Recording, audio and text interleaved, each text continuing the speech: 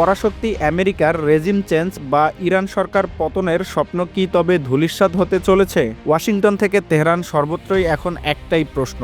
মার্কিন গোয়েন্দা সংস্থা এনআইসি এর একটি গোপন রিপোর্ট ফাঁস হওয়ার পর তোলপাড় শুরু হয়েছে বিশ্ব রাজনীতিতে। মার্কিন যুক্তরাষ্ট্রের ন্যাশনাল ইন্টেলিজেন্স কাউন্সিল এনআইসি সাফ জানিয়ে দিয়েছে, ইরানের উপর শত হামলা চালিয়েও সে দেশের বর্তমান শাসক চক্রকে ক্ষমতাচ্যুত করা প্রায় অসম্ভব। গোয়েন্দাদের দাবি, ইরান সরকার টিকে থাকার ক্ষমতা মার্কিন নীতি নির্ধারকদের ধারণার চেয়েও অনেক বেশি শক্তিশালী।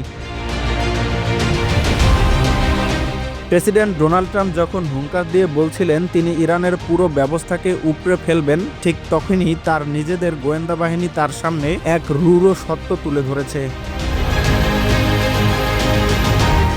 ট্রাম্পের ইচ্ছা ছিল পুরো ইরানীয় শাসন ব্যবস্থাকে গুঁড়িয়ে দেওয়া, কিন্তু অপারেশন এপিক ফিউরির বর্তমান পরিস্থিতি বলছে অন্য কথা। কে হবে পরবর্তী ইরানের নেতা? এই প্রশ্নে প্রেসিডেন্ট ট্রাম্পের রহস্যময় আচরণ আরও ঘনীভূত করেছে।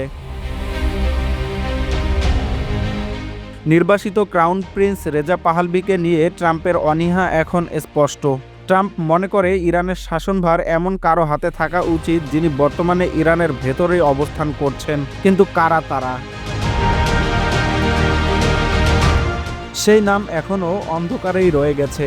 এনবিসি নিউজকে দেওয়া এক সাক্ষাৎকারে ট্রাম্পের একটি উক্তি বিশ্বজুড়ে শোরগোল ফেলে দিয়েছে।